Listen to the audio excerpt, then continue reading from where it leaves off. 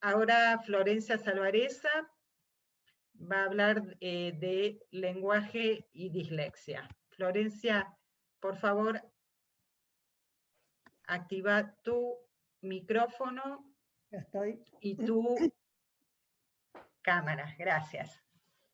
¿Cómo les va a todos? Es un placer estar acá con todos, un placer, muchas gracias Ruth y Ricardo por organizar todo esto y bueno, compartir con todos ustedes la jornada. Como dijo Liliana, es un momento súper importante y una de las cosas que nos da la virtualidad con todos sus problemas y todo es poder juntarnos de a miles, literalmente miles, para conversar de distintas cosas. Esta vez nos toca dislexia y la verdad que está buenísimo saber que hay gente en todo el mundo escuchando. Somos muchísimos los que trabajamos en esto y muchísimos más los que necesitan que hablemos y que hagamos mucho ruido y que trabajemos todos juntos para que las trayectorias educativas y la vida de los que tienen dislexia sea lo menos compleja posible. Así que y acá voy a hacer un agradecimiento muy especial a Gustavo y todo su trabajo por la ley acá en Argentina.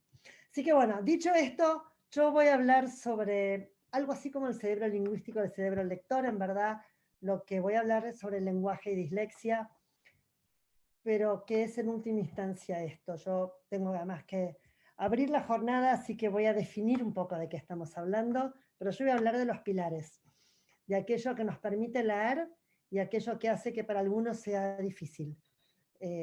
Y quiero aclarar de entrada, difícil no quiere decir imposible, difícil quiere decir que les cuesta más.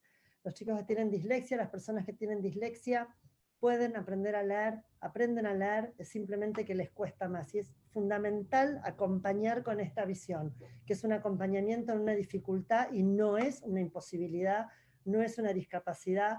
Todos podemos aprender a leer y los que tienen dislexia también. Simplemente necesitamos, Liliana habló de tiempos, necesitamos algunas veces acomodar cuestiones escolares, hacer tratamiento, acompañar a las personas y a sus familias de formas distintas y trabajar con las escuelas. Yo voy a hablar de los fundamentos, de los comienzos de esto. Y quiero empezar con una frase de Willingham, que es un experto en alfabetización, y la frase es maravillosa y dice: toda la maquinaria que permite la lectura es prestada. ¿Qué quiere decir? Quiere decir que el cerebro humano no está preparado para leer. El cerebro humano, los seres humanos, todos los seres humanos hablamos, todos los seres humanos tenemos la capacidad de la visión y del lenguaje, y cuando aprendemos a leer, nuestro cerebro se reconvierte en un cerebro lector. La manzana no cae del árbol, necesitamos sembrar la lectura. La única forma de hacerlo es aprendiendo a leer. Nadie madura la lectura, nadie un día de golpe aprende a leer si no fue a la escuela o si alguien no le enseñó a leer. Y en este proceso donde se generan esas áreas rojas que figuran ahí, ese círculo rojo, eso es lo que Stanislas Dehaene llama la caja de las letras o el letterbox, que es donde son las áreas del cerebro que cuando aprendemos a leer y solo después que aprendemos a leer, confluyen ciertas redes neuronales que tienen que ver con las áreas de la visión y del lenguaje, que es de lo que vamos a hablar, y nos permiten leer. Y una vez que tenemos esas áreas del cerebro conformadas, nunca más las perdemos. El cerebro es plástico y el cerebro recicla esas áreas para que podamos leer. Así que hagamos un ejercicio y vamos a ir un poco antes de la lectura. ¿Qué pasa si nosotros entramos a una sala de 5 y miramos a todos los niños en un colegio en sala de 5, a muchos niños en muchos colegios en sala de 5, y nos preguntamos, ¿podríamos saber a cuál de estos niños les va a ir mejor en el colegio a largo plazo? ¿Cuál de estos niños va a tener una trayectoria de aprendizajes más fluida, con menos dificultades? Y no me refiero a quién va a ser más feliz, más amigos o el líder, sino quién va a tener un proceso de aprendizaje sin dificultades.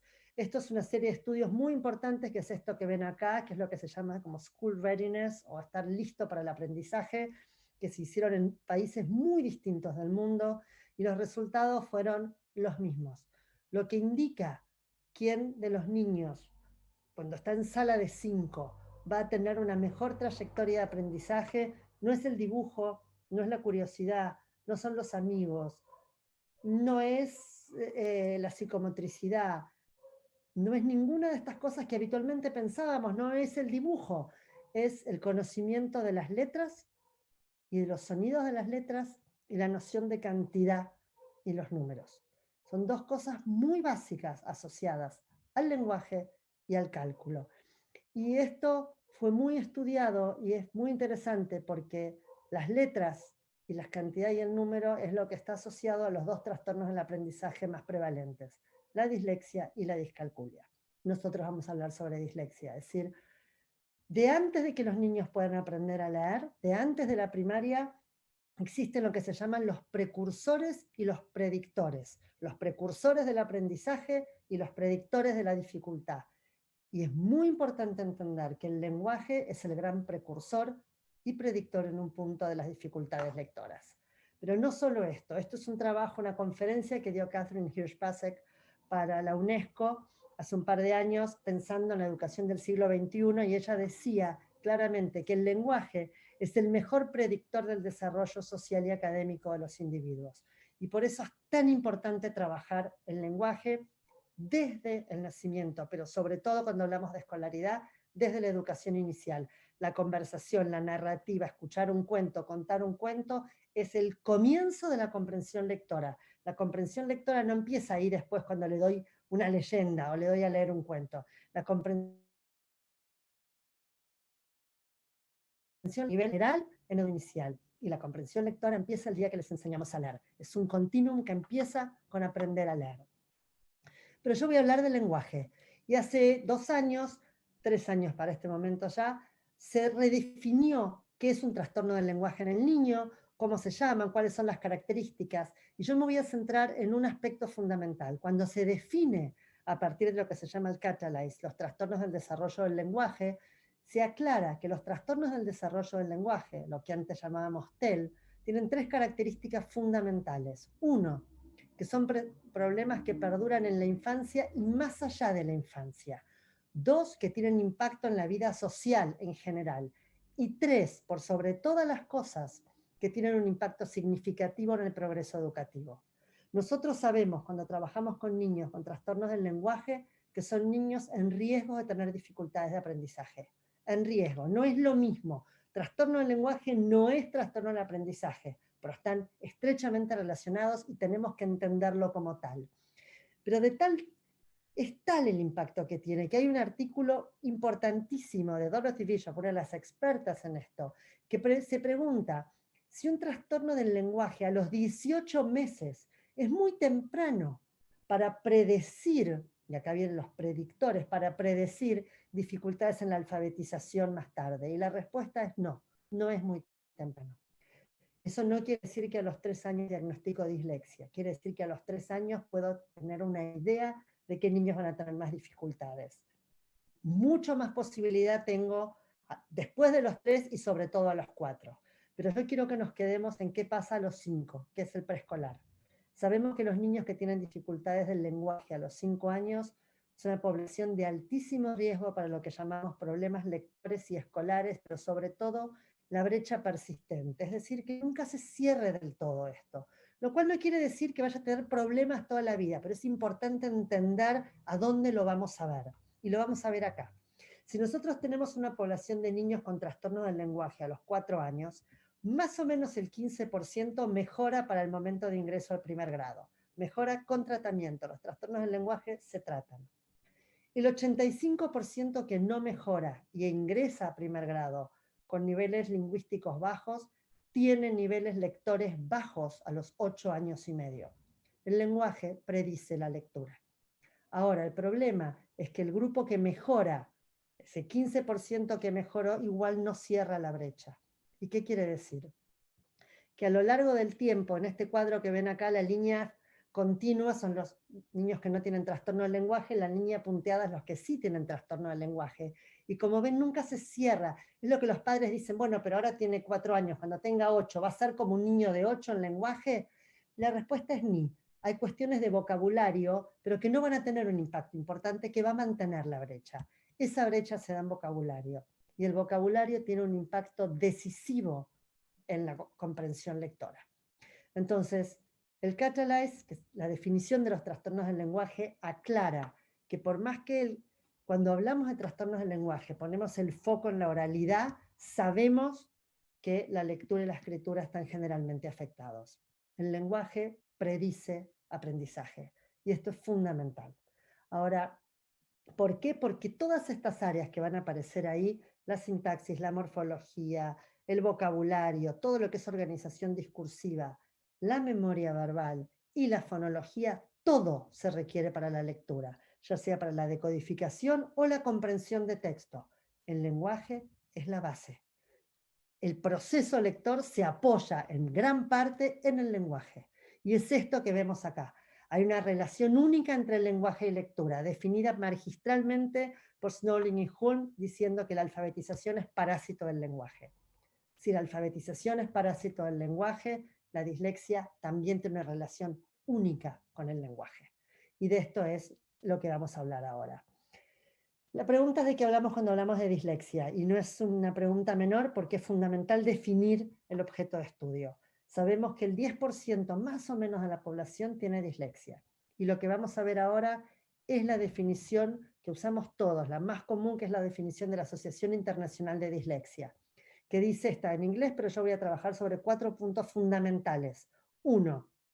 La dislexia es un trastorno específico del aprendizaje de origen neurobiológico. La dislexia no la produce ni el papá, ni la mamá, ni el verdulero, ni la maestra, ni llovió mucho, ni se murió el perro, ni es el hijo menor. Nada del medio ambiente produce la dislexia. Hay niños que tienen dislexia porque tienen neurobiológicamente la predisposición a la dislexia. Ahora vamos a ver una muestra de esto. La dislexia se caracteriza por la dificultad en la lectura fluida y precisa. Tengo que leer más o menos de corrido y tengo que leer lo que dice, no tirar a pegar. Además, la consecuencia secundaria es la comprensión de texto y poco vocabulario. Y finalmente, la dislexia es el resultado de un déficit en el componente fonológico del lenguaje. Es un trastorno de base lingüística. Insisto, no es un trastorno del lenguaje. La base está en el lenguaje. Entonces tenemos que entender esto, que es muy importante, porque hablamos de conciencia fonológica todo el tiempo en dislexia. La conciencia fonológica es cierta organización que ahora vamos a ver de lo que se llama en lenguaje el sistema fonológico. Entonces, yo les quiero mostrar para que veamos hasta qué punto es neurobiológico. Este es el estudio longitudinal de Finlandia, que lo que hizo fue tomar a 2 grupos, hace muchísimos años, 2 grupos de familias embarazados. En un grupo de familias tenía o padre o madre con dislexia y el otro no tenía familiares con dislexia. Y lo que hicieron fue seguir al niño que nació de los 2 grupos muy grandes, a lo largo de toda su escolaridad, desde que nació hasta los 16 años, tomándole pruebas todo el tiempo para ver qué grupo. Las preguntas eran 2. Una, hay el grupo que tiene un familiar de primer grado con dislexia. ¿Tiene más dislexia la descendencia que el otro? La respuesta es sí. La dislexia es fuertemente hereditaria. No necesariamente hereditaria, pero fuertemente hereditaria. Y la pregunta 2 es, a todos los niños que a lo largo del tiempo se les fue haciendo las pruebas y se diagnosticó dislexia, ¿cuándo mostraron? ¿Cuándo fue la primera prueba que dio algo distinto de la media de los niños que no tuvieron dislexia? Y la respuesta es contundente y es muy impactante, es antes de los 6 meses de edad. Hay un grupo de niños, que son los niños que tienen dislexia, que antes de los 6 meses de edad tienen dificultades con los contrastes fonológicos de la lengua. Esto es el comienzo de la conciencia fonológica. Esto no es conciencia fonológica, esto es sistema fonológico. Son niños, todos los seres humanos cuando nacemos distinguimos todos los sonidos de las lenguas, no importa que sea del japonés o del inglés. Nuestro cerebro distingue que es distinto. Hay algunos niños que algunas veces el cerebro no distingue que esos sonidos son distintos. Esos niños tienen después problemas para organizar eso que se llama el sistema fonológico en algo que se llama la conciencia fonológica y que es lo que necesitamos para aprender a leer. Esos son los niños que tienen dislexia. Esa es la neurobiología de la dislexia, entre otras cosas. Entonces, ¿de qué hablamos cuando hablamos de conciencia fonológica y cuál es la relación entre esta dificultad con los sonidos de la lengua? Cuando hablamos de conciencia fonológica, hablamos de la dificultad para entender, para percibir que cuando hablamos todo seguido, hay un montón de sonidos. Podría separar todos los sonidos, pero digo todo junto, escribo todo junto. pero podría a oso sacarle la última o, os, o la primera, so, o la del medio me quedaría o podría decir os, o. Todo eso son actividades que tienen que ver con conciencia fonológica, que para cualquiera de nosotros que no tiene dislexia son muy simples, pero para otros no son muy simples y son necesarias para leer. ¿Y cómo sabemos esto? En el año 79 hay un estudio importantísimo que se hace en Portugal, donde como el sistema fonológico es parte de la lengua, se estudió a un grupo de analfabetos, adultos que nunca habían ido a la escuela y que no sabían leer y escribir. Y se dieron cuenta en este estudio que los analfabetos que nunca habían ido a la escuela, no es que tenían dislexia, no habían ido a la escuela, no tenían conciencia fonológica, pero el sistema fonológico es de la lengua. Entonces era, ¿cómo puede ser si todos los seres humanos tenemos sistema fonológico que estos señores no tengan? Y entonces se dieron cuenta que los que sabían un poquito leer tenían alguna capacidad de reconocer los sonidos de las palabras, por ejemplo. Y entonces a este estudio le sigue un estudio muy importante al 91 de Wimmer, donde ellos estudian a un grupo de niños que empiezan primer grado. Entonces, con esta idea de que la conciencia fonológica es importante para leer, se dan cuenta que los niños que tenían buena conciencia fonológica al comienzo de primer grado, leían muy bien al final de primer grado. Buenísimo, esto es lo que sabíamos. Ahora, viene un dato que contradijo eso, que es, había muchos chicos que no tenían buena conciencia fonológica al comienzo, pero leían bien al final. Entonces dice, ¿cómo puede ser? Y lo que se dan cuenta los investigadores es que no es momento cero y momento final, sino el proceso en el que al aprender a leer y al aprender las letras, la P de pelo, papá, pozo, pulga, piojo, la P, la M, la A, ese sistema fonológico se reorganiza en algo que llamamos la conciencia fonológica. Es la facilidad para la conciencia fonológica que a su vez sienta las bases para poder aprender a leer. La conciencia fonológica se desarrolla, no es algo fijo, y la conciencia fonológica se retroalimenta con la alfabetización. El comienzo de la alfabetización organiza un sistema fonológico a conciencia fonológica, el lenguaje, que es el sistema fonológico, le da la base y entonces podemos empezar a aprender a leer. Y la conciencia fonológica se organiza ahí y permite poder operar con los sonidos y poder aprender a leer. La experiencia con las letras facilita el desarrollo de la conciencia fonológica. Tengo que trabajar conciencia fonológica, tengo que enseñar las letras y tengo que entender que esto es un proceso en el tiempo, pero que tengo que hacerlo. Es fundamental trabajar la conciencia fonológica, que es la base lingüística. Es fundamental enseñar las letras para organizar el sistema fonológico en conciencia fonológica para poder aprender a leer. Porque como dice Stanislas Dehaene, exponer al niño a las letras no es suficiente. Yo tengo que enseñar de modo sistemático la correspondencia entre las letras y los sonidos para transformar el cerebro lingüístico en un cerebro lector. Yo tengo un cerebro lingüístico y necesito, mediante la enseñanza del principio alfabético y trabajar las letras y sus sonidos, es decir, reconvertir esas áreas amarillas que están ahí arriba y verdes que están ahí abajo en estas áreas de la lectura. Esas áreas de la lectura se apoyan en todo el sistema lingüístico, para la decodificación en gran parte y para la comprensión lectora en todo el sistema lingüístico. Yo necesito trabajar esto, necesito entender que es fundamental el trabajo del lenguaje en educación inicial, que es fundamental el trabajo de conciencia fonológica en inicial y en el comienzo de la alfabetización, que debo enseñar las letras y sus sonidos, que debo enseñar de modo explícito y sistemático, y que no puedo dejar pasar desapercibido, no puedo dejar sin trabajar y sin tratar a un niño que tiene un trastorno del lenguaje en educación inicial. Porque un trastorno del lenguaje en educación inicial es un candidato fuerte a tener una dificultad de aprendizaje.